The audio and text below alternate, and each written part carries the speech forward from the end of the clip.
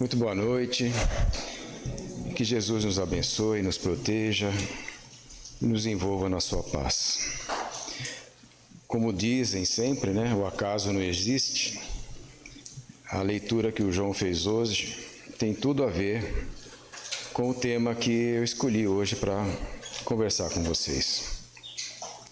Então, Jesus, no Evangelho de Mateus, no capítulo 7, versículo de 7 a 11, ele diz o seguinte: Pedi e se vos dará, buscai e achareis, batei à porta e se vos abrirá. Porquanto quem pede recebe, e quem procura acha, e aquele que bate à porta abrir-se-á. O que nós entendemos dessas palavras de Jesus que estão no Evangelho de Mateus? Que todos nós não devemos ficar acomodados. Nós devemos constantemente, como a leitura inicial dessa noite foi feita, lutar contra as adversidades da vida. E são muitas, de todos os jeitos. Como foi bem falado aqui,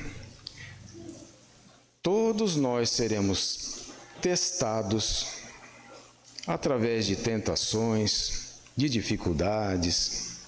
Testados, tá, gente? Ninguém está falando aqui em karma, resgate, nada disso. São testes. É que nem como um estudante que se prepara para fazer a prova. E se ele não estiver preparado, as suas notas vão ser baixas, ele está arriscado a ter que retornar no ano que vem a repetir todo aquele ensinamento, até aprender. Ao contrário de nós, muitas vezes, o estudante perde o ano, e nós muitas vezes perdemos a encarnação, quando deixamos de lado esse esforço próprio. Então, quando Jesus disse, pede e se vos dará. Então, Jesus está falando isso com relação a Deus nosso Pai. Deus não sabe de todas as nossas necessidades? Claro que sabe, né? Ele não é onipotente, onipresente, onisciente. Então se Deus sabe do que eu estou precisando, por que eu vou ficar incomodando Ele, falando dos meus problemas? Ele já sabe tudo. Mas não é isso. Não é assim que funciona. Não que Deus queira ver nenhum de nós se humilhando para pedir as coisas. Não. É interagir com Ele. Coisa que nós fazemos em frações do nosso momento em nosso dia a dia, que é muitas vezes, para não dizer na maioria das vezes, naqueles momentos onde nós fazemos a nossa prece diária, seja antes de dormir, seja na hora de acordar. E quando Jesus disse, eu e o Pai somos um, Ele na verdade está dizendo que cada um de nós tem que trabalhar o seu íntimo para não ter essa união com Deus apenas nos momentos de reflexão, nos momentos de oração. É para estarmos em comunhão com Deus em todos os nossos pensamentos e nossos atos. Ou alguém aqui duvida que Jesus, a cada segundo da sua vida, Ele estava fazendo uma boa obra? Claro, né, gente? Então, Jesus nos oferece também essa oportunidade. Bata para que a porta se abra. Alguém aqui já chegou na casa de alguém e ficou parado na porta lá, esperando para alguém descobrir que nós estamos lá para abrir a porta? Alguém já fez isso? É lógico, né? Nós vamos ficar o dia inteiro lá, né? Ninguém vai atender. Então, nós temos que fazer a nossa parte, gente. Nós temos que buscar o trabalho, porque o trabalho é que faz cada um de nós crescer. Mas que tipo de trabalho é esse? né? E aí, Kardec faz um comentário bastante interessante. Do ponto de vista terreno, a máxima buscai e achareis, que é o título que eu falei agorinha, né? É parecida com esta outra. Ajuda-te a ti mesmo, que o céu te ajudará. É o princípio da lei do trabalho e, por conseguinte, da lei do progresso, porquanto o progresso é filho do trabalho, visto que este põe em ação as forças da inteligência.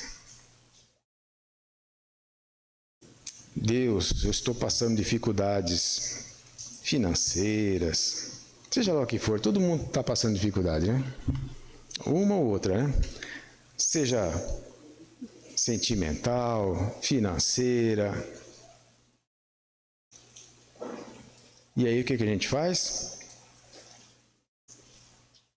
Não estou dizendo que somos nós aqui, porque nós somos um público seleto, tá, gente?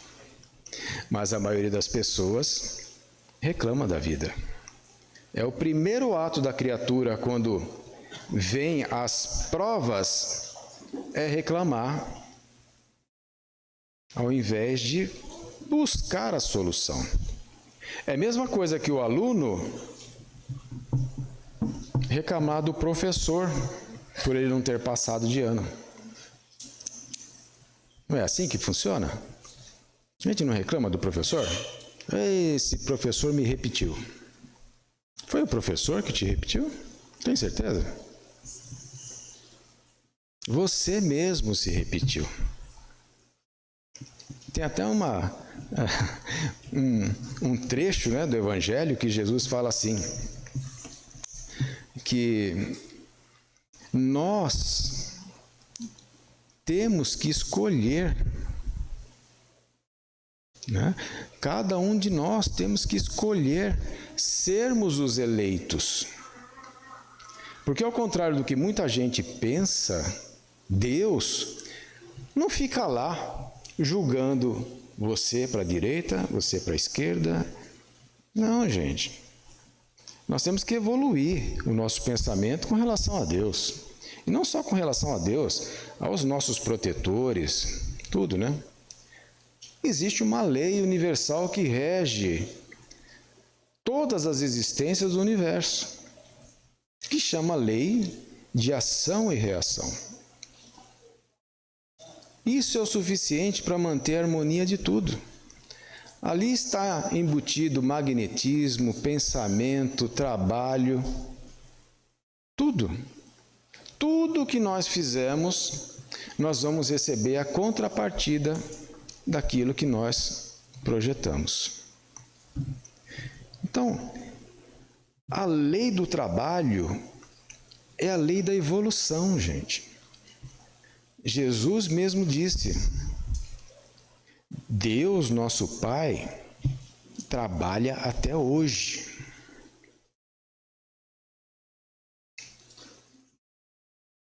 Ou seja, uma coisa que eu sempre falo, e tem alguns colegas espíritas, né, que eu falo assim, está todo mundo em busca de evolução, não está? Claro, né? O que significa evolução, gente? Evolução que eu estou dizendo é evolução espiritual. Significa que você vai estar capacitado cada vez mais para ter trabalhos cada vez mais complexos, responsabilidades cada vez maiores com relação à nossa proposta de seguir Jesus. E é fácil seguir Jesus? Eu, pelo menos, não acho. Eu acho muito difícil. Então, quando você fala que o processo evolutivo está diretamente ligado à nossa capacidade de resolver problemas cada vez mais complexos e, consequentemente, cada vez mais trabalho, muita gente desanima. Fala assim, quer dizer então que eu vou ter mais trabalho ainda? É, mais trabalho ainda. É isso que faz com que esses seres evoluídos sejam evoluídos. A gente mal tem condições de falar ao celular e conversar com uma pessoa ao lado, ou a gente presta atenção no celular, ou conversa com a pessoa ao lado. A gente não consegue, muitas vezes, concatenar as ideias. Agora você imagina Jesus, que é o governador espiritual desse planetinha pequenininho, mas que acolhe aqui mais de 7 bilhões de encarnados e, segundo a espiritualidade, mais de 21 bilhões de desencarnados. É 3 para 1, gente. Tem 3 desencarnados para 1 encarnado. Vocês sabiam disso, né? Com certeza. E vocês acham que Jesus, como sempre falo, né? Não sabe o nome de cada um de nós? Eu estou falando o nome porque é uma forma de identificação, né? Mas Jesus, sobre a sua responsabilidade aqui, ele sabe quem é cada um de nós aqui. Quais são as nossas probabilidades de evoluir mais rápido?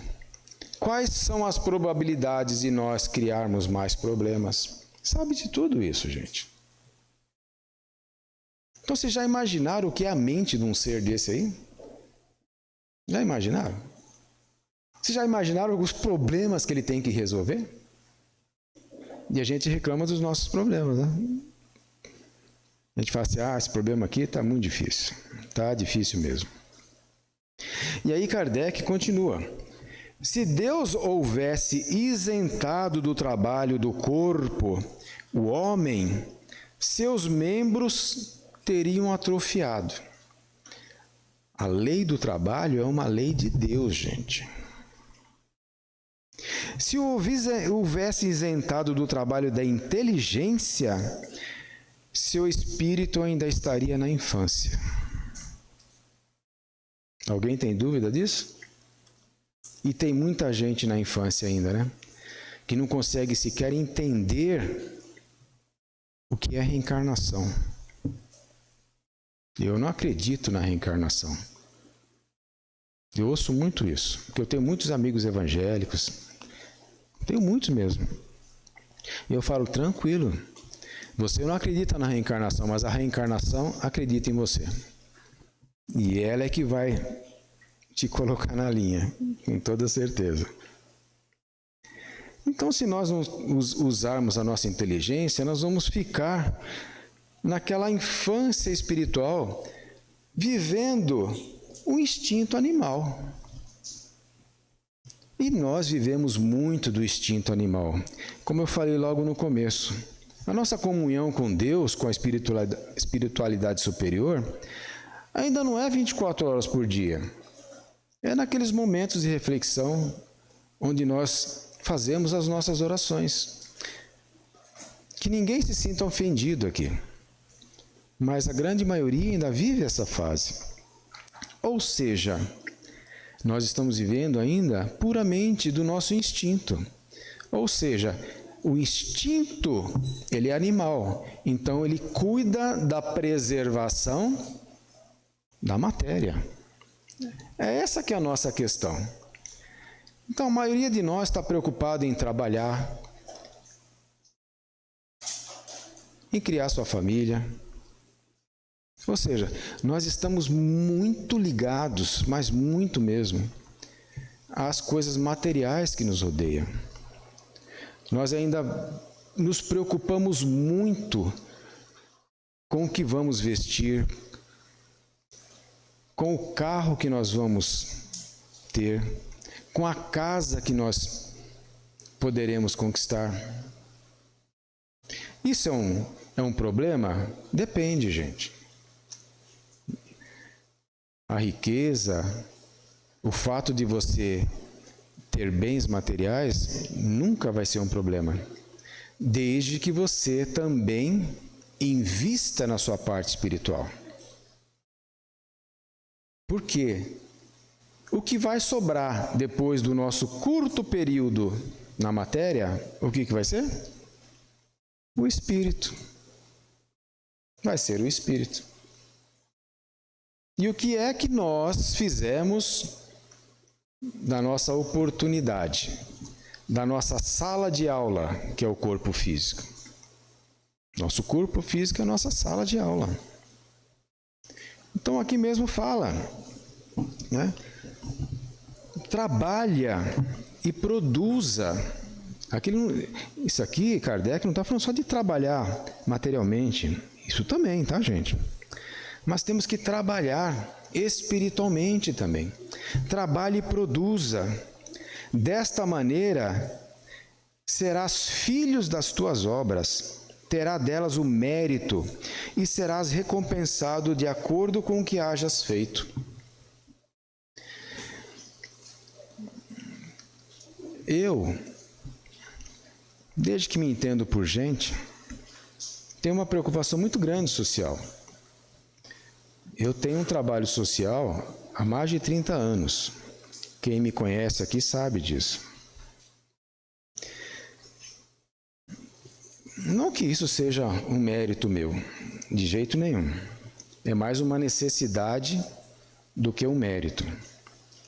Mas eu convido tantas e tantas pessoas para participar, não só dos trabalhos do nosso grupo, mas eu também já participei durante muitos anos aqui do Maria Modesto Cravo. Eu só parei de participar aqui do Maria Modesto Cravo porque nós finalmente conseguimos fundar o nosso próprio centro na instituição da qual faço parte. Ou seja, eu não deixei o Maria Modesto Cravo para ficar em casa. Não.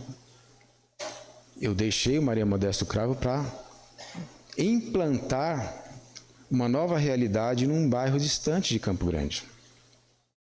Então, quando a gente convida pessoas para participarem de eventos como estes, nós vemos toda a sorte de desculpas. Eu já nem ligo mais, eu simplesmente convido. É o que eu posso fazer. As pessoas não querem sair da sua zona de conforto. No máximo, dá uma ajudinha financeira. E tem gente que nem isso pode fazer, não há problema nenhum. Mas tem pessoas, e eu conheço muitas, que têm um poder de mudar a vida de muitas outras pessoas. Como o próprio Silvio Maiolino falou aqui no começo, na abertura, uma simples pizza que você compra para ajudar uma instituição, vocês não sabem o benefício que aquilo causa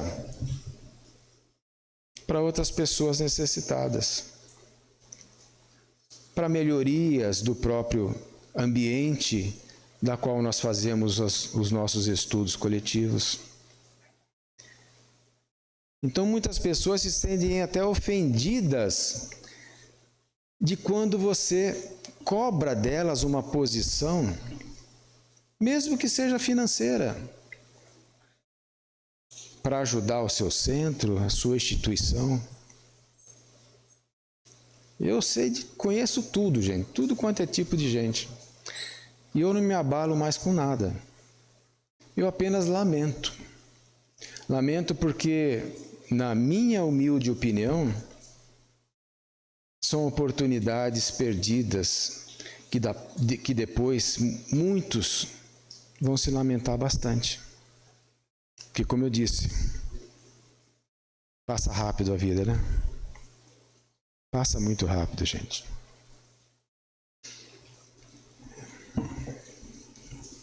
E aí, Kardec continua. Então, em virtude desse princípio, que é a lei do trabalho, os espíritos que nos protegem não vêm nos isentar do nosso esforço, gente, por mais que eles nos amem. Vêm unicamente mostrar-nos a meta que cumpre nos atingir. E o caminho que essa meta, traçada muitas vezes até por nós mesmos, antes de reencarnar, e o caminho que a ela conduz. Dizendo, anda, se você quiser chegar. Toparás com pedras, olha, e as afastas do teu caminho. O que os bons espíritos vão fazer para nós? Vão tirar todas as pedras? Falar assim, agora tá beleza, pode ir. Sabe o que os espíritos vão fazer? Nós te daremos a força necessária, se a quiseres empregar. É isso que os benfeitores fazem por nós. É isso que Jesus, que Deus faz por nós. Ele nos dá a ferramenta, nos dá a força. E até mesmo por infinita misericórdia desses benfeitores, infinita misericórdia, tá? Não é porque nós merecemos, não. Nos livram de muitos problemas que nós causamos. É assim que eu enxergo. Esse comentário de Kardec está no Livro dos Médiuns, no capítulo 26, número 291. Então, do ponto de vista moral, tudo que Jesus fala no seu Evangelho significa o seguinte: vamos pedir a luz para clarear o nosso caminho. É isso que nós temos que pedir a Jesus, aos benfeitores. Ilumine o nosso caminho. E eles vão iluminar. Vamos pedir forças para que possamos resistir ao mal. E eles nos atenderão. Vamos pedir assistência dos bons espíritos para nos acompanhar. E os anjos de Deus nos guiarão. Vamos pedir bons conselhos e eles nos serão dados e jamais recusados. Sabe aquela história que a gente tem o diabinho e tem o anjinho? Né? Então nós temos a escolha. Sempre nós temos a escolha do caminho a tomar. Olha como Deus é bom. Ele nos ajuda, nos inspira, nos ampara. Mas a decisão sempre é nossa. Bata na porta do céu e ela se abrirá. Mas pede sinceramente, com o coração, com fé, confiança e fervor. Apresenta-se com humildade e não com arrogância, porque a arrogância é contrária a qualquer tipo de sentimento positivo. Vocês concordam? O arrogante está longe de respeitar o próximo. Porque arrogância significa que eu me considero melhor do que o outro. Por isso que eu sou arrogante.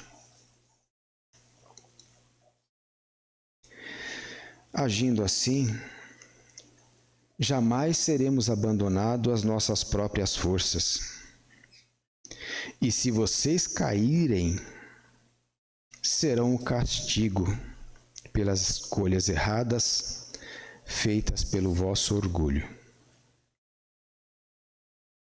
Precisa mais do que isso, gente? Então, antes de nós culparmos a vida, Deus não olha por mim, Jesus não sabe nem quem eu sou, sabe sim, gente. As dificuldades, como eu falei bem no começo, são provas, tá? Vamos encarar as dificuldades como provas e não como expiação.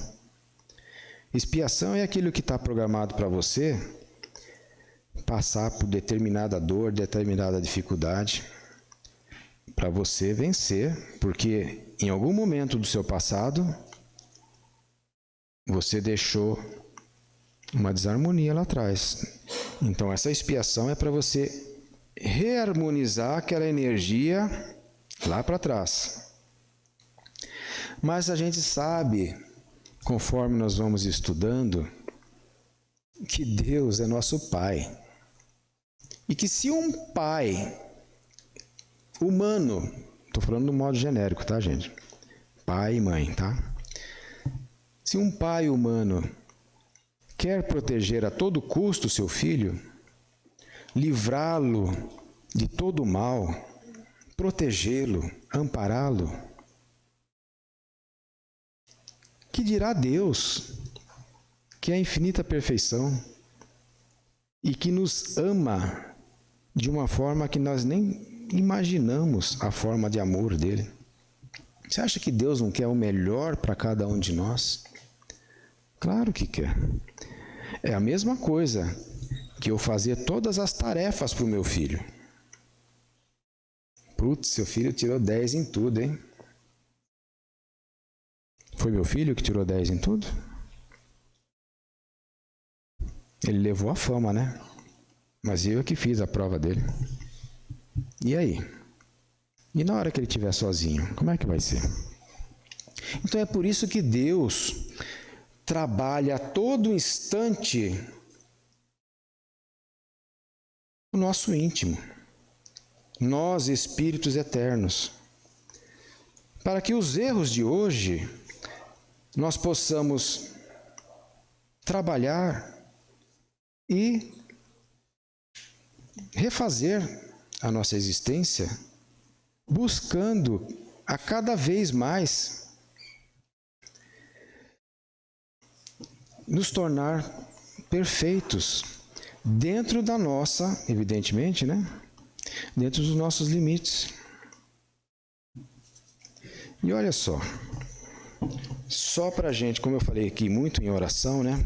Naqueles momentos onde nós nos ligamos ao Pai, eu sempre tive essa frase como se fosse para mim algo que... Será que foi isso mesmo que Jesus quis dizer? Eu acho que tem alguma coisa que fica batendo na minha cabeça aqui. Está no Pai Nosso. Esse trechinho aqui, ó. E aí vocês pegam e depois fermentam isso na sua cabeça e vejam se eu estou errado ou se eu estou certo. Essa é uma oração que está nos evangelhos dizendo que foi Jesus que nos deixou. Então, quem sou eu para confrontar Jesus? Mas diz assim, isso é um pequenino trecho, e vocês vão lembrar.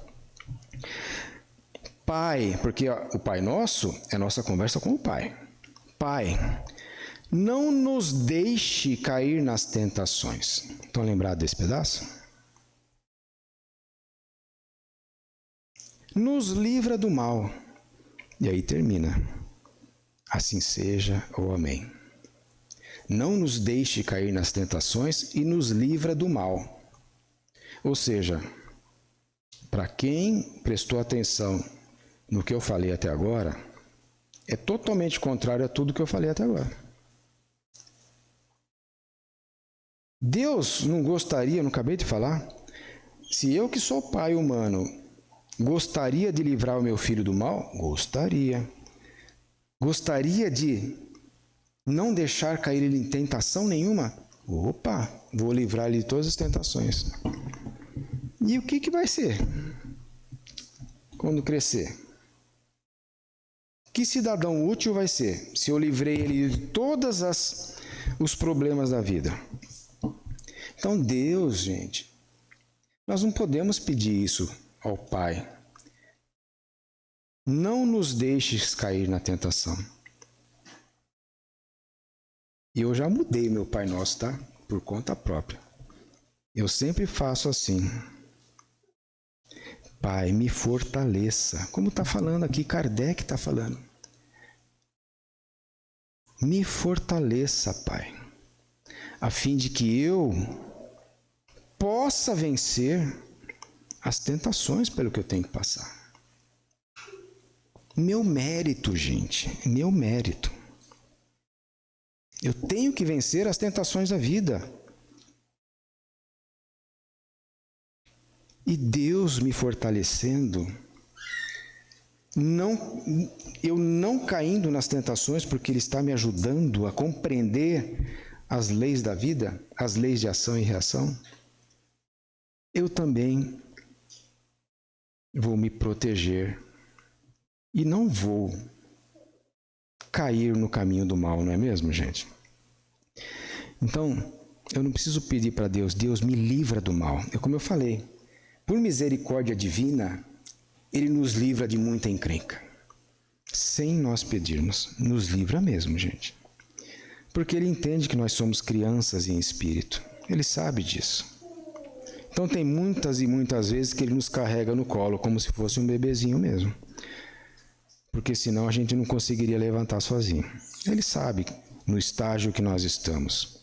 Mas muitos de nós já têm condições de superar isso nas suas vidas.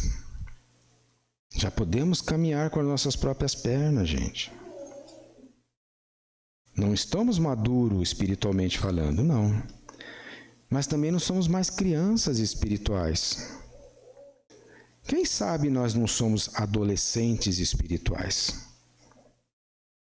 Não seria mais de conformidade com o estágio que nós estamos passando hoje? Somos meio revoltadinhos, né? Brigamos com Deus, igual um adolescente. Revoltadinho, briga com o pai, com a mãe. Mas as nossas brigas, muitas vezes, é porque ainda a gente acha que pode resolver tudo sozinho.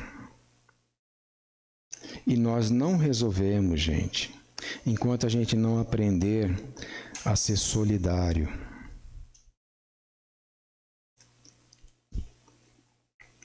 Kardec diz o seguinte, que a caridade é algo muito importante na nossa vida. Mas a fraternidade é algo muito mais importante. Porque a fraternidade, ela entende que nós compreendemos que nós só vamos ser verdadeiramente felizes quando nós vivermos no meio onde as pessoas são felizes. Aqui a situação não é tão grave. Mas quem mora nesses grandes centros como Rio de Janeiro, São Paulo, vocês não têm noção como que é sair para você trabalhar. Então, de que adianta você morar num condomínio de luxo, num prédio de luxo, e você não ter sequer a segurança para andar sozinho na rua? Por que existe isso, gente? Porque não existe fraternidade no mundo. O egoísmo é a causa disso. Nós somos muito egoístas ainda. E aí nós sofremos as consequências disso. Todos sofrem. Todos. Porque quando a gente fala em fraternidade, é muito além da caridade. Porque nós fazemos caridade, não fazemos? Quando nós doamos uma roupa, um sapato, compramos uma pizza, sei lá, estou dando exemplo aqui. Mas essa nossa caridade é uma roupa que nós não queremos mais, é um sapato que nós não queremos mais, é uma pizza que se não tiver do jeito que a gente quer, a gente vai reclamar. Olha, paguei caro e olha só, nunca mais compro essa porcaria de pizza. Então, gente, esse não é o espírito da coisa. quando nós fazemos um evento, é simplesmente para ter um motivo da pessoa se engajar no trabalho. É só um motivo. Jamais é o objetivo final. Então, que tal se a gente um dia começasse a pensar, como foi falado aqui, né? Em doar uma cesta básica para espíritos que estão no seu final de vida, sofrendo amarguras. E são tantos asilos, gente, vocês não têm noção de como que é a situação. O governo não ajuda em nada, e se ajuda, ajuda muito pouco. Ah, mas eu pago meus impostos. Não pense assim, gente. A caridade é a nossa libertação. É colocar a mão na massa. É sair da nossa zona de conforto. É pedir para a porta se abrir para nós. É buscar para nós acharmos o verdadeiro sentido da vida. O sentido da vida, gente, não é comer, dormir, ir para o trabalho, voltar para casa, cuidar da família, final de semana é o meu lazer, e aí semana que vem começa tudo de novo. Vamos olhar um pouquinho mais para o lado. E se a nossa vida está difícil, é o que eu sempre falo. Olhe para o lado. Não precisa nem olhar para baixo, não. Olhe só para o lado. Você vai ver quanta dor pior que a sua tem.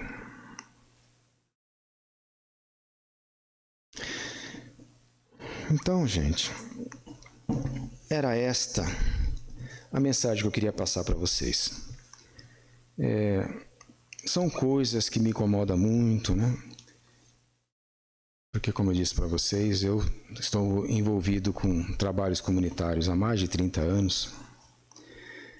E eu vejo que a cada ano que passa, menos pessoas querem se engajar em trabalhos voluntários. Não é mesmo, João?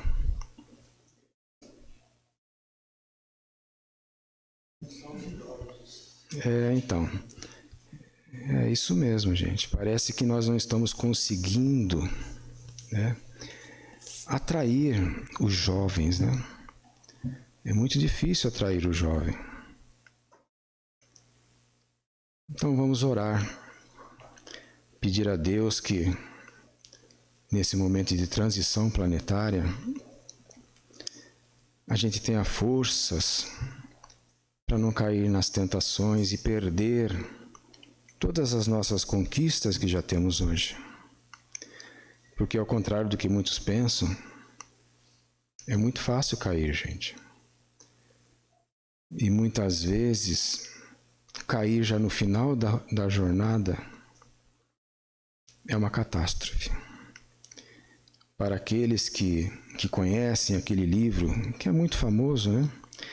Memórias de um Suicida, todos vocês conhecem, né? Ele assina com o pseudônimo Camilo Botelho, mas na verdade é até hoje considerado o maior escritor português, maior do que Camões, é Camilo Castelo Branco. Foi o maior escritor até hoje de Portugal, a obra dele é fenomenal. Ele teve um problema de uma virose que atacou as vistas dele, ele ficou completamente cego aos 60 anos de idade. Ele tinha que passar por aquela prova. Sabe por quê, gente? Isso está no livro dele. Porque numa vida anterior, ele não fala em qual vida anterior, ele foi um inquisidor. Você sabe o que é um inquisidor, né? Na época da Inquisição. E ele foi um sacerdote muito poderoso. E ele tinha um prazer sarcástico, que era cegar as suas vítimas com ferro em brasa. Então, vocês imaginem que ele já deve ter vindo, depois dessa vida dele, né? Onde ele foi um sacerdote que cegava, ele já deve ter vindo cego de nascença, né? Deve ter vindo várias vezes cego, até que ele veio, finalmente, para resgatar. Conta no livro que ele ia ficar 4 anos encarnado cego e depois ele ia desencarnar naturalmente. E ele, quando ficou cego, o seu orgulho, a sua vaidade, porque ele era muito famoso, um gênio da época, não quis se sujeitar a isso e o que ele fez? Suicidou. Essa é a história de Camilo Castelo Branco. Se suicidou porque ele não quis aceitar os últimos resgatezinhos que seriam a sua vitória espiritual. Teve uma vida extremamente profícua. Uma obra monumental. E por causa disso, ficou mais de 20 anos no Vale dos Suicidas. E a última comunicação, ele já estava há mais de 60 anos depois dos 20, ou seja, 80 anos. Ele já estava há 60 anos já de posse da sua integridade intelectual, tudo, né? Devido aos tratamentos que ele fez no plano espiritual. E estava morrendo de medo de reencarnar novamente. Porque ele ia repetir a prova da cegueira com mais gravidade. Então você fala assim, mas não vou falhar nessa vida. Cuidado, gente. A gente não sabe o que está reservado para nós. Então vamos sempre manter a nossa mente em comunhão com Deus, não apenas nas orações. Vamos nos proteger ajudando o próximo. Porque quando nós ajudamos o próximo, criamos em torno de nós uma energia tão poderosa, gente, que até aqueles inimigos que nos acompanham se sentem envolvidos por essa energia e eles podem se tornar nossos colaboradores nessas tarefas. É assim que funciona, gente. Nós vamos colher exatamente o que plantarmos. Se plantarmos o bem virá para nós. E olha como os frutos são enormes. Não só nós iremos ser beneficiários das nossas ações do bem. Todos aqueles que nos acompanham, sejam encarnados ou desencarnados, observando as nossas atitudes, também vão se beneficiar. É isso, gente. Muito obrigado. Vamos então. Então vamos, meus irmãos, nesse momento tão sublime, onde os benfeitores que nos acompanham nessa jornada evolutiva, com tanto amor, com tanto carinho e principalmente com tanta paciência, estão sempre buscando o melhor caminho para nós, sempre respeitando o nosso livre-arbítrio, as escolhas das nossas plantações. Agradecemos, Pai, pela oportunidade da vida, quando há tantos espíritos buscando um corpo para amenizar as suas dores conscienciais e não conseguem. E nós estamos aqui encarnados e muitas vezes desprezando esse momento sublime, da qual não sabemos quando teremos oportunidade novamente. Devemos cuidar com muito amor, com muito carinho, esse vaso sagrado que o Senhor nos confere, porque é graças a Ele que podemos alçar voos mais altos, Senhor. Sejam quais forem as nossas deficiências, podemos sim, com a nossa força de vontade, alçar voos mais altos. E o Senhor nos convida a todo instante a essa comunhão sagrada. E assim como Saulo de Tarso, na estrada de Damasco, todos nós, sem exceção, estamos na nossa estrada de Damasco, rumo ao nosso encontro contigo, Jesus. Mas será que nós, quando encontrarmos a Ti, vamos ter a atitude de Paulo, quando nesse encontro memorável, ao invés de pedir clemência, perdão, clama,